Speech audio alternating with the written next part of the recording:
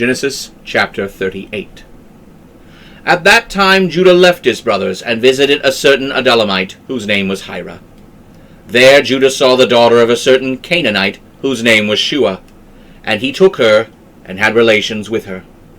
She conceived and bore a son, and he called his name She conceived again and bore a son, and she called his name Onan. She again conceived and bore a son, and called his name Shelah. He was at Kezib when she bore him. Judah took a wife for his firstborn, whose name was Tamar. But Judah's firstborn, was wicked in the sight of the Lord, so the Lord killed him. Then Judah said to Onan, Go have relations with your brother's wife, and marry her, and raise up descendants for your brother.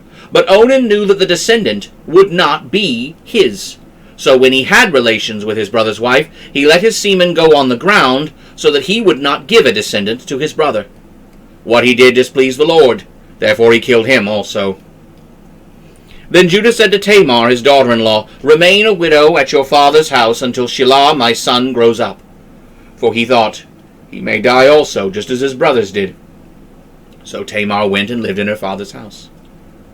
As time went on, the daughter of Shua, Judah's wife, died. After Judah was consoled, he went up to his sheep shearers in Timnah, he and his friend Hira the Adullamite. It was told to Tamar, Your father-in-law is going up to Timnah to shear his sheep. She took off her widow's clothing, covered herself with a veil, wrapped herself up, and sat in an open place which is by the road to Timnah.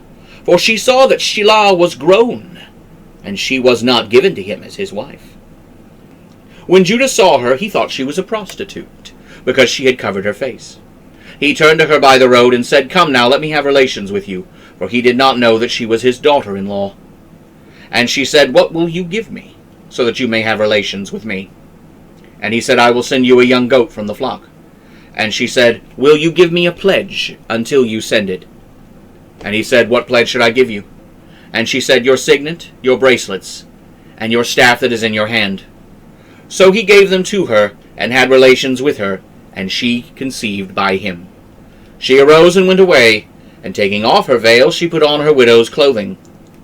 Judah sent the young goat by his friend the Adullamite to receive his pledge from the woman's hand, but he could not find her. Then he asked the men of the place, Where is the cult prostitute who was at Enaim by the road? And they said, There was no prostitute in this place. So he returned to Judah and said, I cannot find her. Also, the men of the place said, There was no cult prostitute in this place. Judah replied, Let her keep them for herself, or we shall be laughed at. I sent her this young goat, and you did not find her. After about 3 months it was told Judah, Tamar your daughter-in-law has turned to prostitution. And what is more, as a result of prostitution, she is pregnant. Then Judah said, Bring her forth, and let her be burned. When she was brought forth, she sent word to her father-in-law, saying, By the man to whom these belong am I with child. And she said, Please identify whose these are, the signet and bracelet and staff. Judah recognized them and said, She has been more righteous than I, because I did not give her to Shelah, my son. He did not have relations with her again. When it was time for her to give birth, there were twins in her womb.